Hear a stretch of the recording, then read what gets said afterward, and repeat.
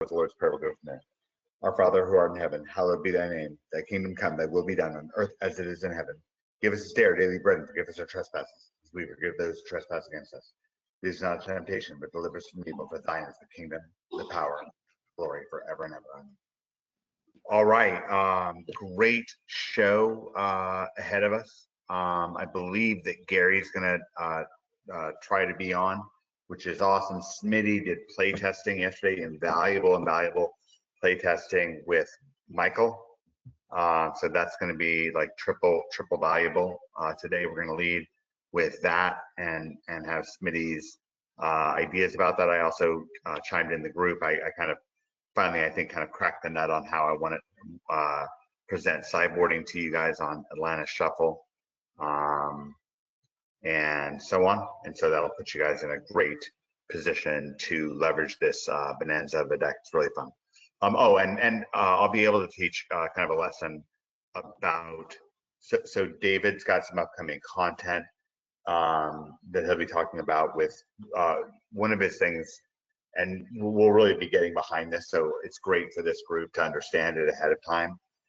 You know, on the one hand, I could have David break the story for you, and that'd be great to have a whole webinar with David, and that's coming. You know, if he was on today, I could have him, you know, I guess sort of talk about it in content. But I don't believe he's going to be on. So let me see. So I'll just a little bit break the story here, and then, you know, if that overly spoils the cake for somebody, I apologize. So it's a little bit of a spoiler alert. If you want to clamp down your ears, I think this may not be the Webby for you, but no, I'm just you know, hopefully this will be fine. But David's going to really talk about a real powerful rallying concept. And I think it's something that you're going to be able to use as an organizing principle and really get ahead, both in magic and in life, in business and money getting and so forth, which is this is what it is, going all in on getting time on your side. So that's what you really value. And we're going to really culturally value that at OMG. We always have, but we're going to really exemplify it and really make it clear. That's a big part of our culture. And help you organize around that, however much we, you know, have or haven't guided you in that direction in the past. Our apologies, but we'll, you know, definitely try to do a better job of it now on forward. It's something that we're going to really be be a part of our City on Hill culture, ongoing, and you know, appreciating. Of course, there will always be times when, you know, when we slip up on anything. So it's not about, you know, shaming somebody as your time shaming. No time shaming, guys. But certainly but certainly time valuing. Yes, we're going to do a lot of time valuing around here. I think that's going to be very, very welcome for everybody. There's so many good things going on with OMG 2026, just right around the corner. It's just absurd. What an offer! How it's coming together. I'm sure I'll talk to each of you guys individually about it very soon. I don't know how much I'm breaking on the show right now, but it's outrageous, just outrageous. That's so great. So that's right around the corner. Okay, so this is Atlantis Shuffle, and Smitty, how you doing? I'm good, bud. How are you? Doing great, man. Great to have you on. I'm excited to hear the fruits of your meeting with Michael. I'll navigate around and share different deck lists. I'll have sideboard coverage where I'll go over and explain how I would sideboard Atlantis Shuffle. I got most of the cards here. The only cards really missing are either you want oozes or you can play with a maybe a mix is even better. Probably I'm probably sure. Who knows? But these guys, and then there's the 3/3 guys, or maybe the 3/3 guys are just better. You'll have to test them. But the raccoons, and then some of it's a little bit theoretical. I'm assuming that maybe a couple of primal lights will be really good against other blue-green decks. We can discuss that. But anyways, that's something I'll get to later in the show. I'll talk about this concept that David has with going all in and putting time on your side, starting how he built the Keeper, which is sort of one of the great legendary, probably the all-time legendary, most famous deck in the history of Magic. Even now today, I think that a lot of what's going on with I don't know what the various formats are, old school and this and that, but a lot of them are so strongly influenced by what David did with the keeper and my career and so forth. And so we'll explain that deck more through the lens of the idea of going all in to get time on your side. And this is a perfect deck to do it with, because that's what Atlantis Shuffle, if you play it right, including I want to help guide you a little bit more and more over the next couple of weeks on how to play it, some play guides. I played it enough. I did not, in a weird, so after the last webinar we had, I went straight from plat to diamond with this deck. A few cards different. I was testing more with the with the primal might, which is fine, but it's just a little flat against certain decks. Great against blue green, which there was a lot of, but I just flew through, like 22 and 5 or something like that in games, and just flew through. And then I've just had really hit a wall with time. First, one in part because I played a fair amount, and I want to talk a little bit if we have time at the end of the show. We also have Gary on who we want to talk to about Japan. So got to fit everything in. But we have the new game that David introduced, the Northwind. So I played more of that. I've completed a number of runs. I've also failed, but I have more insight onto how David's doing things. and then I myself, when I have more time with David, or if I spend more time with him, I'd spend it on kind of honing his deck concept. But I'll get a little bit more into that and talk about it a little bit more with you guys. Maybe go through a bit of a live run. That'd be kind of a pleasure for me. So if I had all the time in the world, you'll play live with this deck as well. I'd show you this deck is awesome. So that's an outline of the show. Exciting show ahead. Let's start with Gary. Gary-san, our Tokyo Gary is here with us today. I actually created. I may pull this up. I created. I got a Japanese translation created for Gary to go and talk to. Particularly reach out to Japanese game store owners, start networking, especially with our brand, with our Magic Secrets brand, made involved. So we have that coming up. How are you doing, Gary? How's it going, guys? What's going on, Gary-san? I'm always happy to be on the show, that's for sure. But the time difference, being 4 in the morning, but I'm here. But Eternal Weekend Asia was this past weekend. Give us the rundown. It must have been wild. So Saturday was Legacy, Sunday was Vintage. Obviously my average steps is about almost like 15K. So Saturday morning, my legs were not feeling too hot, so I didn't make it to the event on Saturday, but I did follow up with some of my friends that did play Legacy. Cub is making waves, that's for sure. The Cub is making waves. I knew it would, guys. I just told you. There's a nature of it. All of our Cub investors are like, oh, thank you. Yeah. Good to hear. And a buddy of mine from Brazil, he missed out on top 16 in Vintage, but he was playing Blue Red Delver with the good old Mox Sapphire, Mox Ruby, some Time Walk, Ancestral Recall, and some Lotus. So definitely using some Power 9 for sure. The best thing I can say over the weekend was definitely networking.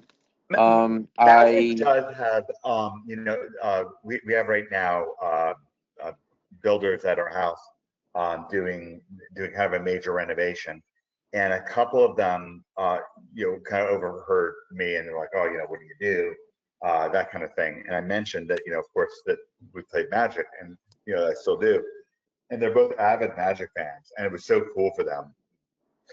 It's funny. Magic has it just has a certain mystique that there's so many people whose lives it touched pretty deep for a while in their lives, and it'll have that certain lore for those people, and interesting. You're talking about these various cards. A Black Lotus that today could cost $1 million. A Beta 1, and who knows? They may go up in price. like I showed you guys in the group chat today. I played some old school, some 93, 94, and yeah, I was kind of scared about shuffling the one deck, but that deck was pretty nasty though with the Yeah, yeah. the Smitty can onks tell you. and I used to. I'm sure Smitty yeah. has seen both David and I shuffle Beta Lotuses without sleeves whatsoever, and it just But wasn't the, like. the the But funny thing was is like I didn't even know what deck I was playing. My buddy literally had me sit at the table. He's like, shuffle up, and then I'm like, my opening hand, and like there's like three pieces of power right there. I'm like, all right. hey, quick question, man. He's like, yeah. He's like, oh yeah, that's all real, man. Oh, great, great stuff. But Great stuff. That's so much fun. yeah, like I said, the biggest thing so far has definitely been networking. I met a couple from Australia. They invited me to come out in August of next Yeah, year for the yeah. Spotlight series. So I'm kind of Because excited we're about really that. doing stuff, Gary, for outreach. Like we really want to be inclusive with this. We're making a strong stand ourselves, right? Both with, ultimately we're making the game store here, and that'll deepen things. But this is it right here. I mean, this core concept of bringing friends together in Providence. Both, of course, there's a business aspect to it and friendship aspect to it, relationships, and so forth. But there's also games and playing games in this really rich, interesting way that David and I do it, where that tends to be really productive and really, you're successful with it and so forth. But we have this great culture, and we have some who can really, and Smitty will tell you, we just have a lot to bring these magic stores and so forth. There's a lot that we can do for them, set up for them. We can work together with them on content, work with them on events. We did a giant event, Smitty, with Atsu. We did that giant event in Osaka, where we had hundreds of people. We had Rebecca Gay fly out. We often worked with artists and had artists involved in things, making content for us and so forth. Smitty, what were those days like in Japan? I was big in Japan, of course. I towered over everybody. I love that aspect of it. Also, I was like 21, 22 years old. So it was a lot of fun working 12-hour days, checking out Roppongi till the wee morning hours, missing the subway because it's 3:30 in the morning. Shame on me. Oh, that's funny. And But the environment and the energy and what we were able to add to things, you felt it. It was exciting. Yeah, figuring out how to eat, not crappy food, was one of my major accomplishments. Like ramen shops there, really, truly, you can just point and it'll be good. Yeah. That was one of my favorite things. Good tips, Smitty. Good tip. But yeah, you just point. Like I speak no Japanese, obviously, and yeah, it was a lot better than the nuggets from the AM/PM that I was. It's fun. It's funny, Smitty, because neither you nor I speak English, sort of speak Japanese. We do some English, but we really manage, and we, I think that this will really be a big part of what we do here with Magic Secrets and with OMG City, with the store, with our city on a hill. We're really going to have deep ties. Smitty, we did all kinds of business with people from all over the world, from Europe, from all, like, we were just always dealing with somebody from somewhere. You yourself were setting up deals in Japan and then all over America. What was that like? It was really interesting too, because the culture in Japan is such that if you have a crispy card, they're paying triple. We were getting triple. Oh, because there's a big variance in price and stuff like that, and we learned how to really tap into that, because there were players that just wanted this stuff and just couldn't freaking get the cards in that condition that they wanted, and then they were just kind of missing out, and the market was kind of choked, and then people couldn't get cards. It's not fun for them. So we really worked on or foils that they really wanted and really valued, and then we would go out and we would work hard to get those cards. What was that like? The Quiron Dryad is the one that I always remember. It's like, if we could get 50 cents for one in the US, we were lucky. But if we could get what we called back then Japan mint ones, $3, $4, $5 for this card that cost us nothing. And on. Like Yeah. Much I less, want to talk to you guys about that once Smitty finishes. I got a story about Eternal Weekend. much less. And the point is, it's good for us because we're able to set things up where we can get cards to people who need these cards, and when we know how to set up the systems to do it. It's not that easy to get like yeah, you can get a couple here and there by putting them on a price list, but there's really like there's a whole immersive process. There's something that you do that you set up an environment that Smitty and I know how to set up that's really fun and really interesting because we don't do boring. We just don't do it. Neither Smitty we just can't handle it. So I mean, Smitty, how much pizza have we sold? A bit. It's like Quite a truly explain to people a truly astonishing amount of pizza that we sold at these events. Oh, I don't know. A lot. Boxes. We would literally sell out Pizza Huts. Like in America, like we would go to an event and they would have these NFL deals and we would buy and we would just come in. They would come in with them and we would sell them for 2 slices. Great deal, by the way. 2 slices and a Coke and a solo cup of Coke for $5. And Basically, the reason was, what's that, Smitty? basically Costco price. Yeah, Costco price, exactly. Costco price, and same reason. Keep them in the seats, right? Kept them happy, kept things moving, right? Because otherwise, Smitty, otherwise they leave with their binders and they go to lunch and they may not even come back for hours, if at all, right? Yeah. Yeah, I mean, it was really big to keep people, like you said, in the seats and in the building because you know, throughout the day, they might take a shine to something that they didn't know they wanted, and now they're in a position to acquire it. If they're there, anything can happen, and they're helping keep other people there too, right? Like with the store, our number one thing was that you keep people's booties in their seats. Like we kept people in the store because there's no advertisement better that you can run if you have a store than people in your store. It's just this overwhelming, you know, like, because what else do you want? You want an empty, beautiful store and you want a packed store with, right? I mean, come on. It just, so you do that like overall and you have a culture of that. And so Smitty, we would do all kinds of accommodations. We would carry around artwork, right? Original artwork. Gary brought it up recently. We sold, how much overall artwork did you see us deal? Oh, five, probably upper 5 figures, I'd guess. Yeah, just and several different, like we had Hammer of Bogarden, we had Meddling Mage, we had all kinds of really great cards. Stone Rain, you know, the original Stone Rain from the original set. We had all kinds of cards that Rhea was my favorite. Rhea Dawnbringer. Yeah, it was beautiful. This beautiful giant, and it was just a big known card at the time. We made our own artwork. We made our own artwork. We had our own token cards, which we'll look to probably revive. But you know, at the time they were Magic just didn't have to. We were ahead of printing tokens for Magic cards.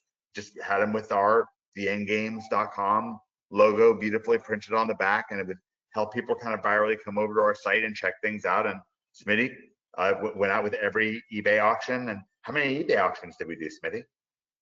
I'm sorry? How many eBay auctions do you figure we did, Smitty? Oof.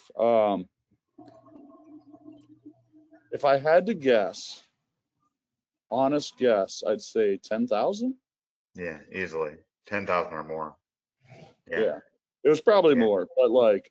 Oh, yeah, actually, you know what? We actually had a 10,000 review profile at the end. So we had 10,000 positive reviews. So I think you're right. We did actually must have been even more than 10,000 because you don't get maybe even 20,000 or more. Lots. But those tokens really helped us get the reviews, by the way, guys. They were great. Yeah. And then eventually we use them to sell our Magic Secrets product and so forth. I mean, it was great. So anyways, there's all kinds of immersive stuff that we can do. And Smitty, overall with the store, and you were employee number one, so you know this. The first thing we told our employees was, if someone came in the store and they weren't on our email list and on our physical mail list, you are not supposed to sell them something. Is like, can you explain why, Smitty? The email list was the motor. It was the motor behind the butts in the store. So it pretty much, like, you got something like 90% of people to sign up. It was super simple.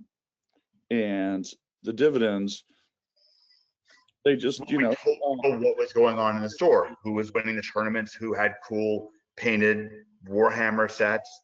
And I mean, I think everyone read every email, I think. Yeah, I think so. I think back then we did like a weekly plus a few bonus, like if something came up. Yeah, and I you would know better than I, but I'm sure the read rate, it was something that, it's like, I can compare it to wine tasting. Like, there's a few places around that I really value the selections that they choose for their wine tasting. So each week I see what they're up to, and if I can make time to go to Bottle House because they've got Burgundy this week, I'm gonna go. And I'm probably gonna push other things aside to go. So in that sense of, see, nowadays it's a little different because we have Instagram, so I can just go to Bottle House's Instagram, for example, and be like, oh, okay, this is what they're tasting this week. It's Argentinian Malbecs. Yeah, okay. But again, it's key for that business to do it, and if they don't do it, it's really missing, and it's really a void. And folks, I'm saying this for a reason. This is where OMG's going. Like, we're gonna really push for people to have their own email lists and help and set them up. A lot of you guys, we're at. I mean, this whole year has been setting up OMG to really rock and really be something special. Even though David and I built our own store on email, we didn't focus on that with the original OMG. We just focused on SEO because we just couldn't do it then like we can do it now. We have the leverage with the way we're doing things with Nikki. It's just so much easier to walk in the door when you're dealing with these giant brands. You guys understand. And it just, there's more sophistication now in the market. More people know that they want it. So you can set up these channels for them, make it look great. I can't wait for you guys to see the website for this, for the first client, the beta test client for it. But anyway, it's awesome. And it's going to be, this group here will be certainly the sort of wellspring or small, test group for it. But Smitty, even if somebody wasn't there coming into the store for weeks at a time, they were still connected by reading the emails. Correct. Right. Can you tell them about the Elementary Magic League and Elementary Pokemon League and how successful those were? Oh, elementary was amazing. Because the Pokemon kids would, like Harlan Fire, for example, was a Pokemon kid, just a bait coming in there, and then he's like, turns out to turn into Magic. Yeah, they a lot of them age out of Pokemon and age into Magic. Yeah, and he was, a good example. There's plenty. Don Norum. Right. There's Paul Michael, who's now a doctor at Johns Hopkins. He's a doctor at Johns Hopkins. Yeah. Yeah. I think he's still in his residency there, but yeah. Yeah, but I mean, he was this kid, and by the way, he was constantly in the top 8 of the tournaments. Yeah, Harlan sort of took a similar path behind him. Like, he was a Grand Prix / pro level player for a little while until he quit caring. He grew up through our store and was just incredibly intelligent and charming. So these Elementary Magic League, Elementary Magic and Pokemon. To explain it, it was based on David's speed learning course. So I had observed, both Smitty and I had observed David's speed learning course and the success of it. And David, he had his own way of selling it. I had a very similar kind of method. It was fine. But the idea of having like a training course and like brain steroids that you kind of sell to people was from David. And we saw him do it over there and saw the success of it and try to get a bit of his involvement. Now, this is before we had the Magic Secrets book. Like if we'd had that back then, I would have been much more confident with this, but I was, you know, a Magic champion. I could explain a lot of the key things that we had done, you know, playing Magic. And that's, you know, basically how we did it. We also, you know, had guest teachers and stuff like that, various people. One time we had a national champion come in and teach, and that went well. But the point is, you know, that way we had a structured way for these kids to come in and build confidence and gain confidence. And it was something with this store, they get some cards. I mean, it was like $200, $300 per, you know, kind of membership to this. It was like around eight weekly sessions. And the sessions were an hour, and half an hour of it was instruction, half hour of it was playing, you know, with one another. And you know, we would teach them, you know, like about Magic and the game and how it worked and what was going on with it. And I mean, you know, like Smitty said, you know, these kids would come through this Magic League and it would like really awaken them, and they'd really get to be, you know, many of them would, you know, really get into gaming and really get into it. And the way we sold that was we had these trifolds that we'd send out when we would do the Magic League, and you know, they would explain the Magic League and what went out, and that went to our mailing list. And you know, so we did snail mail and email. We did all those things together. And again, this is something. There's no reason to run a business and not do this. Yet most businesses don't. Okay, but when David and I do things right, it's still the right thing to do it our way, and it's much more virtuous. It's enjoyable, right? It's wholesome, right? The people, the community love it. We did, you know, they identify with it and feel very close to it. You know, they enjoy that and so forth. And you know, we had a lot of prosperity. You know, as you know, Smitty has been the one to really document the performance, and he's the one, and it's one of the reasons why he's so perfect to be the cornerstone with the store itself, is because Smitty's the one who's really observed the performance of those young people that we really built the store to be a wonderful city on a hill for them, right? And by the way, did that make it suck for adults? No, it made it awesome for adults. It made a wonderful place for Let me adults. interrupt real quick on that note, because What's if that? you, when you said wholesome, the first thing I thought of was Madeline Michael and Sure. Mama Hall. And so Madeline Michael was probably our best marketer of the non-employees. She just talked to every mom about how great it was that her son was involved in these programs. And Which it was. I mean, her kid went to Johns Hopkins. Like, and so her mom was basically like, I have brain steroids for my kids, right? yeah, so it's, We taught kids how to read who couldn't read. oh, I You remember know? that little girl. Yeah, we did. No, I mean, it's hard to remember every detail, but we did, you know? Like You there would- was a lot of success that we had. Like it was a great place to be a kid. And that made it not lesser place to be a kid, it made it better place, right? To be an adult as well. It didn't make it worse to be an adult there, right? And what we really need to get organized is for the store to be 24 hours. And that's what's going to make it fucking perfect. Because then you can just, anytime, just, you know, can't sleep, you know, be somewhere great. And then Mama Hall was like the soccer mom of gaming.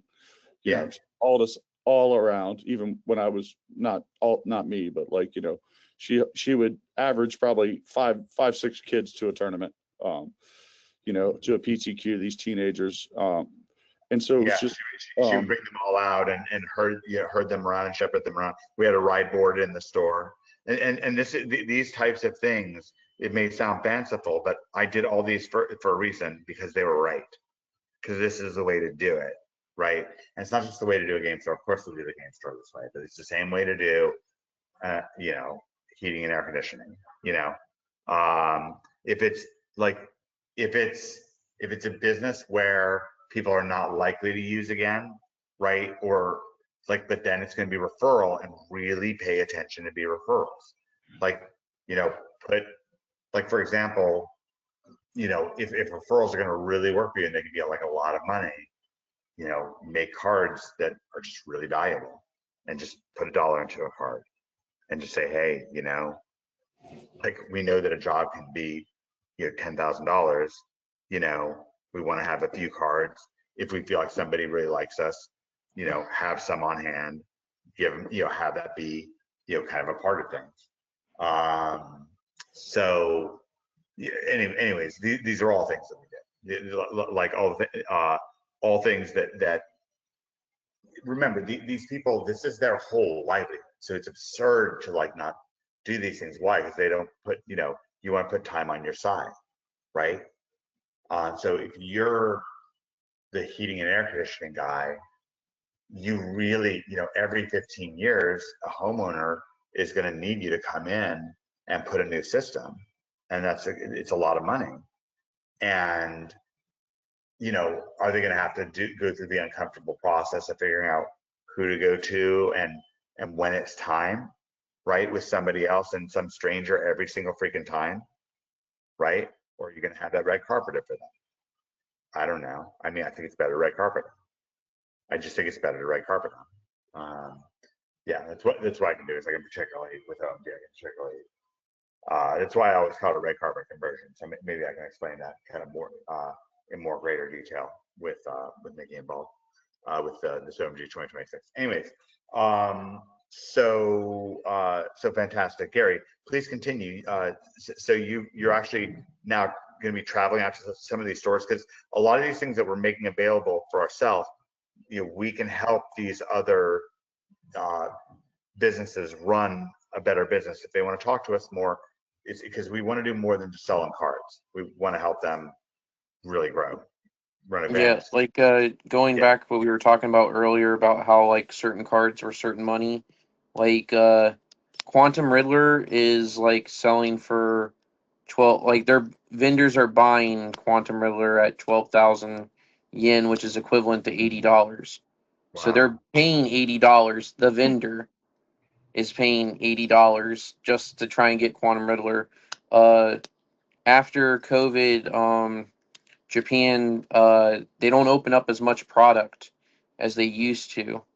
So it's like singles are harder to come by, especially English singles. Like Oberoids, they were buying Oberoids for like 4,500 yen, which is equivalent to like $30. Yeah. Our multiversal passages, we're talking about like 3,000 yen, which is equivalent to they're buying at $20. Right. So it's like it's just depending on what the card is, the scarcity. I was talking to my friend Brent today. That's who I went to whose house today. And it's like depending on the card, the playability, and again like Cub's like $200 over here now in their money, 20,000 yen. So it's like A cup is $200 out there. in their money, yeah, 20,000 yen is like the equivalent to $200. So that's a regular one. Yeah, that I sent you a Yeah, picture of me having a fist. yeah. Like I said, it's pretty nuts. Like I said, What is Yeah, what is the conversion then? I 1.5? really called it on that cup. I just knew. I knew. I'll tell you what.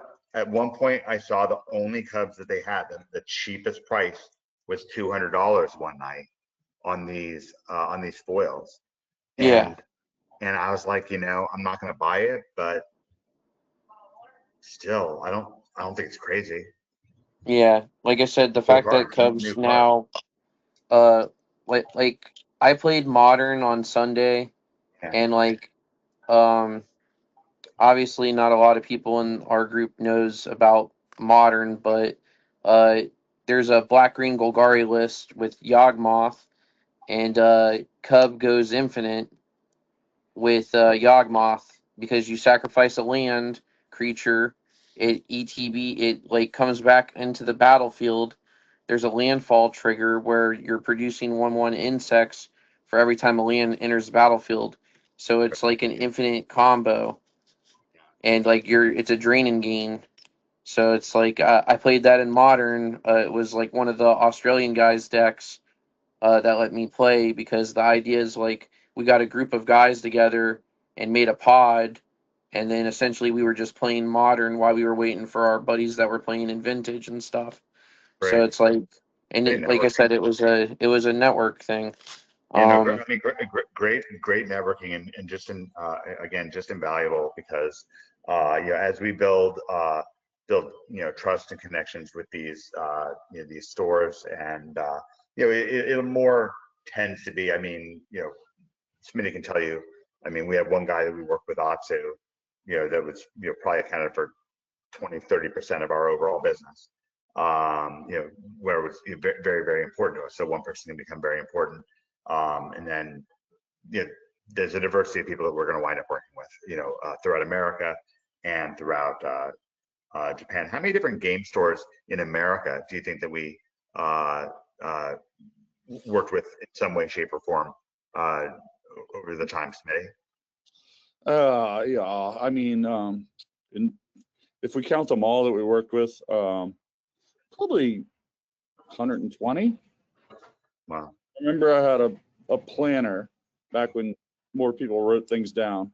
Yeah, and you had file folders like And it this, was right? Like file folders. full Yeah.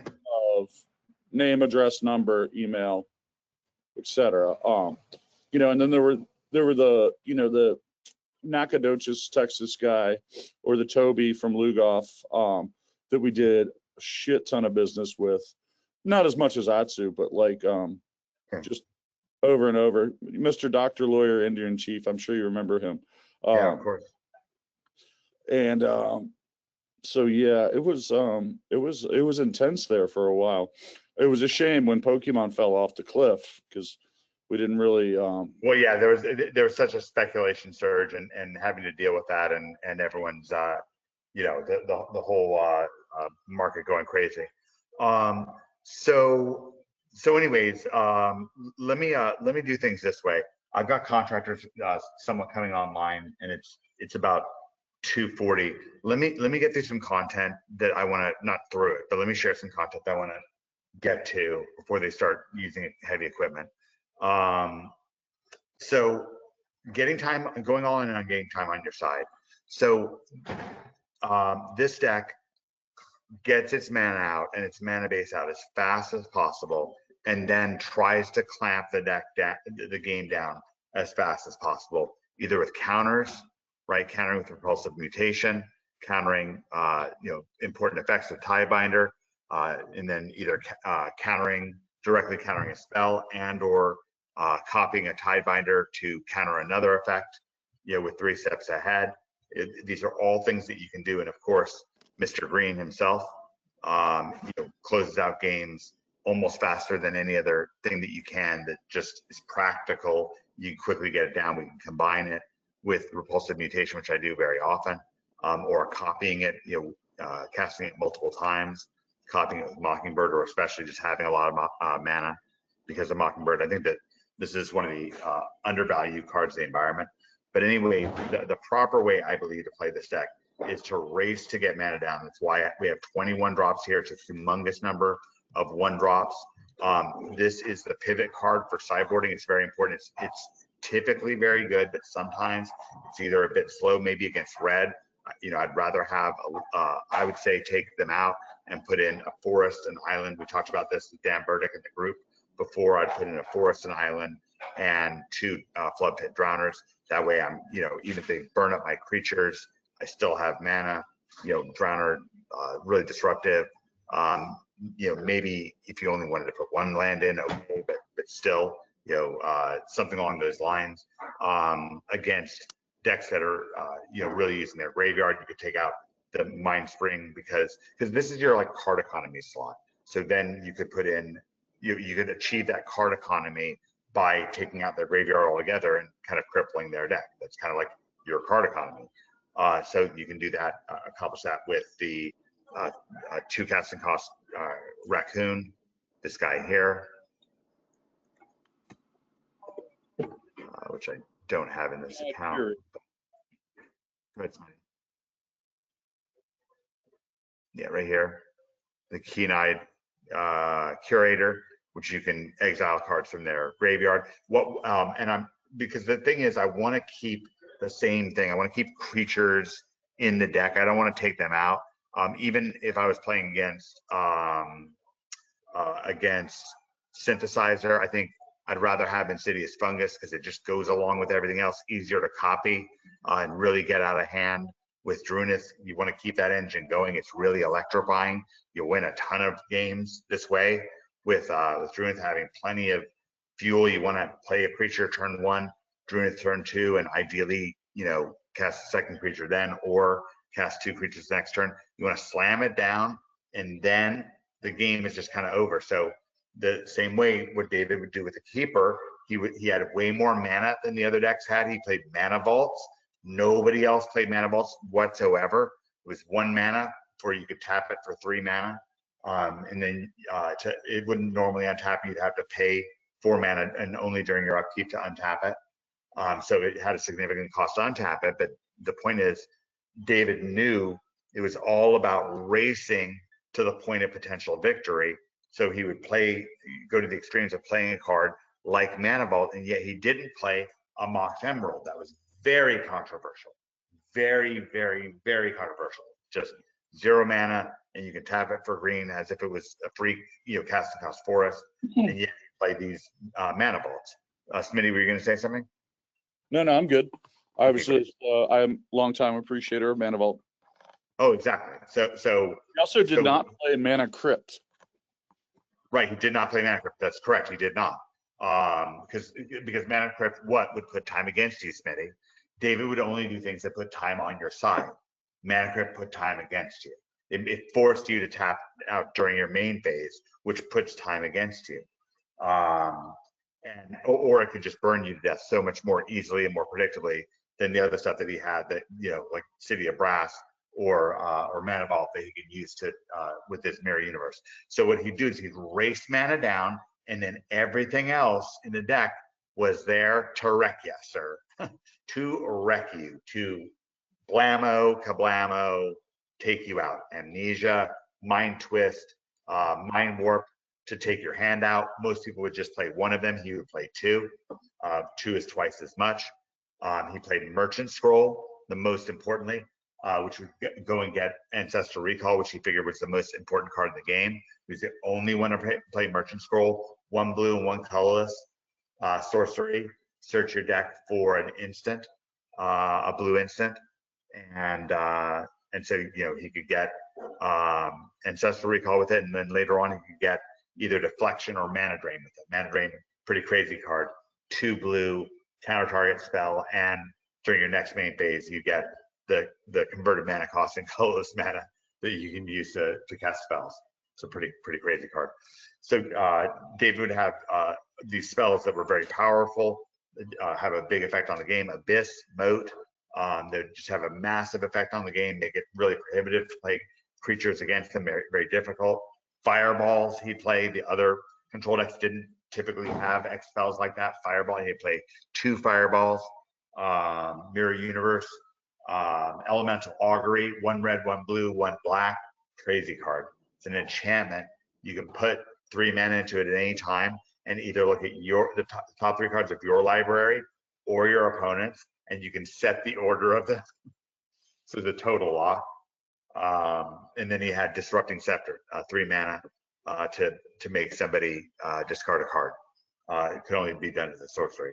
All of these things, all these powerful things, and a diversity of these powerful things that he could do with the mana that he was racing to cast. So the deck was about half mana, which was more than other people, right? So he invested more in mana than everybody else.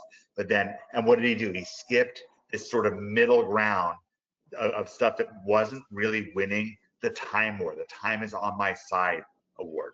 Racing to cast these powerful spells and then being in position when somebody made a mistake and tapped out for him to kill them.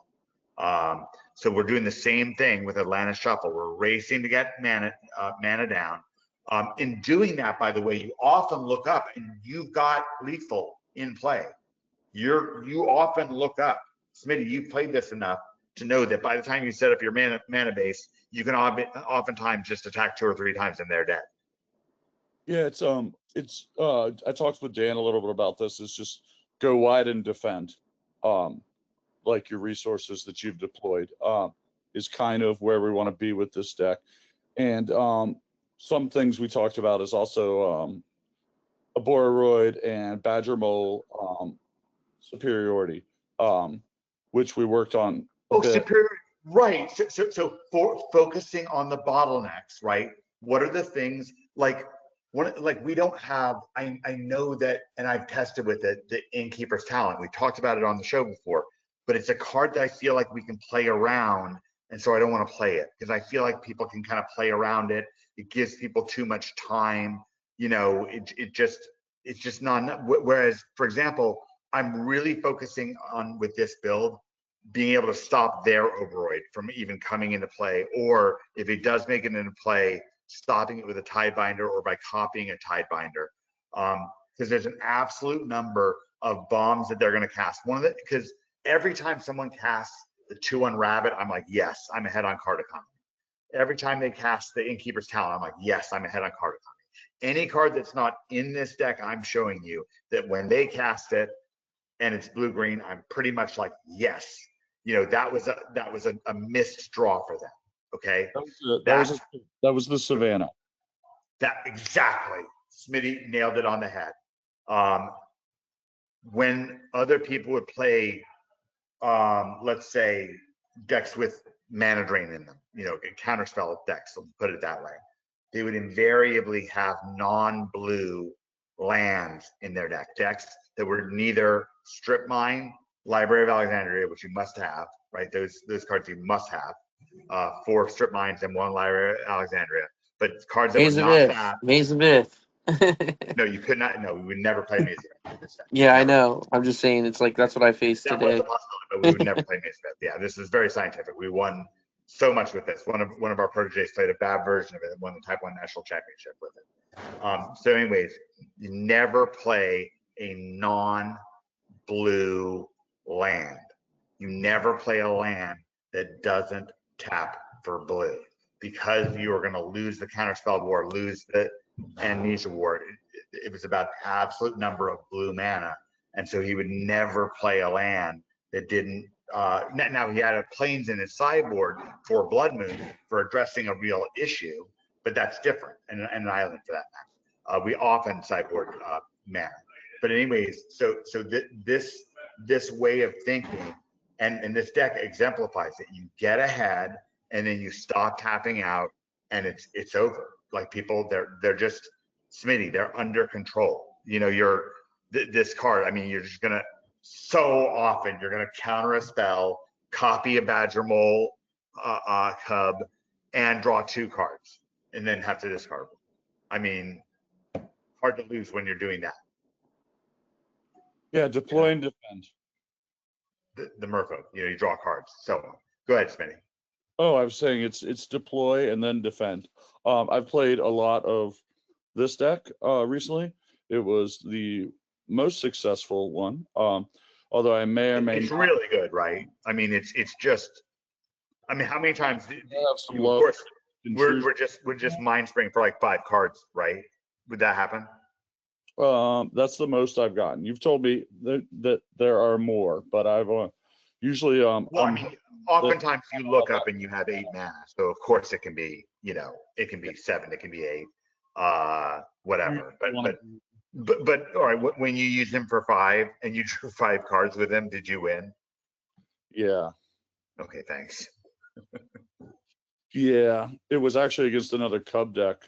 But it's the craziest thing. Like, how do you draw 5 cards from something that costs 1? And then it has a pretty nice effect. I mean, we have, you know, 12 Merfolk in our deck. You know, yeah. I don't know, maybe 16 with the Mockingbird. You know, you That's copy, not accounting the copies with Drunith as well. Oh yeah, like, can copies of Drunith. You can't copy with Mockingbird, right? You know, so his effect. I mean, I sometimes just make, like, sometimes you just look up and you got like 3 sent out scouts and you're like, okay. You know, I had Brink. Go Go I ahead. had Brent play one of the earlier versions of the deck that you built. Obviously, I brought it over here. You know, the Merfolk one, Yeah. where it still had the enchantment, but like he activated the Merfolk. Like I had Needlekin on the field, and he activated the Merfolk to draw 0 cards, but it's putting 1/1 counters still on your whole team. Yeah. That's So really so cool. like that's still powerful. It's like, oh well, I need that extra reach. Well, we Oh won't yeah, draw I mean, cards. people will just make a mistake. I mean, I have Yeah, people, I have people who are playing against me. They're playing like red white, and I have a scout, like a 2/2 scout, and a mind spring merfolk, and they'll just lightning do a helix the block and then scout. and then make the They'll scout just into a lightning helix the 3/3. scout 'cause like they don't even want to read the merfolk, mind spring merfolk or something. Yeah, You draw for like 3 cards with a mind spring merfolk, and it's like, okay, thanks. That was awesome. I really often win card economy wars with this deck. The way it works, and so this deck again, I like it because it really encapsulates um, uh, this lesson that David talked about in a way that no other deck I've been able to present you does. And now that I've figured out the sideboard should now make it quite fun to play sideboard games, however much you guys have the time to do that. Obviously, it's the holidays right now, so my time is just utterly annihilated. And then I've been playing this other game. I actually really do want to pull up this other game, but let me have Smitty give Smitty the floor to talk about his testing experience with Michael first, and only then if we have time left over, then I'll pull up the game. Okay, so I also am on a time crunch today as I have to go to the JOB shortly. Yeah. But with Michael, he wanted to play against Lessons, and I had the Yeah, deck. I got a cut by the way at 3 o'clock, no matter what, for sure. So I'm in the same boat. Go ahead. Yeah, so he wanted to play against Lessons with his new Boros brew.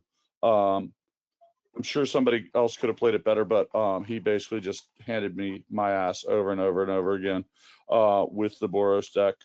As you know, I couldn't stick anything, even like otters, without I was just getting behind the whole game. And then he has pretty decent ways to finish you with that deck. And so you were playing the world champions deck basically, and he was playing Boros, and he was just whacking you. Yeah, a lot of that could be operator error for sure. Yeah. Awesome. Because I've never played the Lessons deck, so I was like, okay, let's try it. But I never felt. I can see it. I could easily see it. Like for sure, I could see Lessons having real trouble with red white, depending on how Michael has it configured. Yeah, my removal was mostly like, okay, kill that guy, but you've still got another one. The choice card, it costs 1 red and 1, was much less effective than I thought it would be. You can either combustion technique, no, is it Iroh's the Iroh's card? No, the other one that earthquakes for 1 or hits for 4. Yeah, Iroh's yeah, not effective. And we're not saying that's a bad card. We're just saying in the matchup, Yeah, no, that's the card though. It deals what was Michael basically playing? It was a Boros build, but he also had main deck Voice of Victory, and he also had it was not actually the card I'm about to tell you, but very Voice of Victory. Oh yeah, that guy's awesome. Yeah, that card's insane. The damn it, Jason. What's the ability? 1 white. Gives indestructible, lifelink, first strike. I don't know, everything. And that helped him a lot. And then we switched over and played versus Breakout Cup, where I was able to win a match, I think, and but still a very tough matchup for the Cub, as your first 2 creatures just never survive. Well, yeah, and again, like I said, against those decks, what I'm guessing is, depending on how much pressure you're feeling from their creatures, which you might be feeling a lot, then in that case, I'd want drowners. If I don't feel that much pressure on the creatures, then I'd just stick with 2 Mind Spring Merfolk. But either way, I'd take out 2 Merfolk and put in an island and a forest just to make sure, you know, you got plenty of mana, and they're not burning your stuff out. Because the thing is, if you get ahead of them, they're just dead. You know, like, so if you know, generally against decks like that, if Mr. Green survives a turn, or, you know, they just can kind of putter out and you can just beat him to death with all your guys. You know, obviously, you know, you can just eventually hit Mr. Blue. You know, sometimes it'll be, you know, turn 3 and you're like, oh, hey, wait, I can just do this guy, and you cast him, and, you know, he copies a Mind Spring, and then it's like, kind of just too much stuff for them to shoot. But you kind of have to shoot it, but they can't shoot it, and then they just run out of cards. Yeah, sometimes I would throw Drunas second instead of Cub, as Cub was, I just needed the Cub to survive more. Kind of throw her under the bus. And it was relatively effective. They have to kill them both. So if they kill the Drunith and I get the Cub to survive, then there's a much better chance. Yeah, the Drunith, I mean, it's gonna kill him. Like, both these cards are gonna kill him. You know, like, if you cast either of these cards and untap, they're probably gonna lose. You know, like, if you cast actually flat out, if you cast either Elf or Pollinator and they don't have an answer on turn 2, and you cast either of these guys, the game is probably out of reach for them. Yeah, not necessarily. Like, I think maybe once when I was able to go just batshit, like Elf, Cub, Drunith, Pollinator, Roid, bye. And none of that's that crazy. What you just described as batshit is just the cards in your deck. You know, like, obviously Michael's playing a deck that's kind of more, you know, packed against that, and that's great. I mean, it's one of the nice things about having, you know, it's why I've always encouraged us to have a couple of different decks that we look at, and I've always encouraged the Boros build, because it's the type of thing that tends to keep us from getting in la la land about tempo. Part of the way that the other Boros deck is the Boros Dragons deck, and I think a card that not a lot of people are thinking about is Momo. So with the non-lemur flying cards cost 1 less. That also it lowers Nova Hellkite's warp cost to 2. It also makes Clarion, the 3/3 dragon that turns off mana dorks, artifacts, and all that stuff, as a 2-drop. I've played Clarion on 2. So that's what I'm playing right now. Cool. I'm playing I sent the list in the group chat, but playing the 3/3 dragon on turn 2 with Momo is pretty. Yeah, it turns off how many Momos are you playing? It's 3 Momos. Let me hop in. That seems like the right number. And that deck also plays a main deck copy of Rest in Peace, which has been really nuts against Lessons, because you just got bigger guys, and then the combustion technique. Like, they had the Boomerang basics, my Rest in Peace, to try and fill their graveyard so they could draw cards, and then I just replay Rest in Peace. And I had the 2 mana up for the quench. I'll quench you. So my turn 4 was Rest in Peace, hold up the 2, and he just quits the game because I have the 2 mana for the quench. And then go ahead, Smitty, I'm sorry. I thought I heard you. I wish I had literal number 6 for today was Momo, Conqueror, Thrall, Softlock. So yeah, and the land destruction dragon. That making him a 3-drop is pretty sick. He's a Stone Rain 4/5, and that guy. And then that's just gonna, like, give a lot of decks right now trouble. And so yeah, I mean, I think our buddy Dan has been a Momo fan for a while, but anyways, gentlemen, I really do have to go to work. I think we're probably all out of time. Yeah. We'll do some other stuff next week. Great event today. great Magic Secrets. We will see you guys next week for Christmas Eve. God bless, guys. Have a great weekend. Great event. Lawrence and Brim will make sure to have you guys at the beginning next time. All right, guys, see you soon.